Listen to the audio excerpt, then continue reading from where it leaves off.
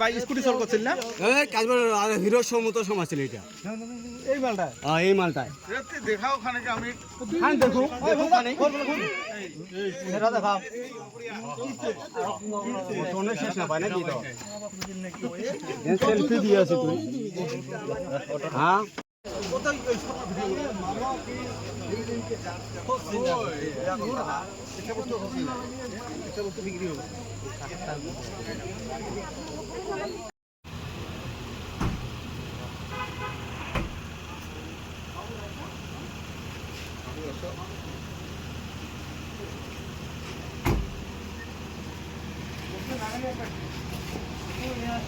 বস্তুবিলাক লৈ আহা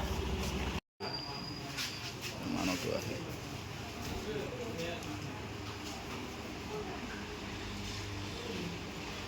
নমস্কাৰ সাংবাদিকসকলক আজি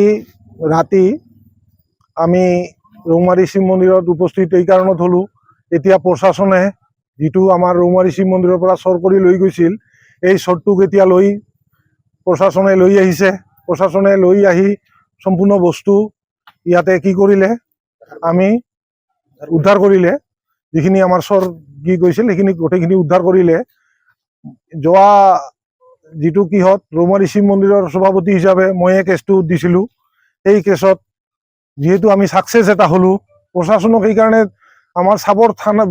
আৰক্ষী নিৰ্দেশক বিশেষকৈ ধন্যবাদ দিলোঁ আমাৰ এই উদ্ধাৰ কৰাৰ কাৰণে আৰু চৰক কৰায়ত্ব কৰাৰ কাৰণে এতিয়া আমাৰ যিখিনি চৰে মানে লৈছে সেইখিনি গোটেইখিনি আটাইখিনিয়ে উদ্ধাৰ হ'ব বুলি মানে প্ৰশাসনে জনাইছে আমাৰতো কি হৈছিল আমাৰ চিলিণ্ডাৰ ইতিমধ্যে প্ৰশাসনেতো উদ্ধাৰ কৰিলে আৰু এমপ্লিফায়াৰ এইবিলাক মানে কি কৰি প্ৰশাসনে এতিয়া কি কৰা নাই বস্তুখিনি আমাক জনাব চৰজনৰ এনে ছাৰৰ মুখত শুনিলোঁ চৰজন এই ফলিমাৰীৰ পৰা ক'লে কিবা নাম সেইটো নাজানো কিয় ধৰিছে তোমাক কি কৰিছিলে মন্দিৰত কি কি চুৰি কৰিছিলে পিছত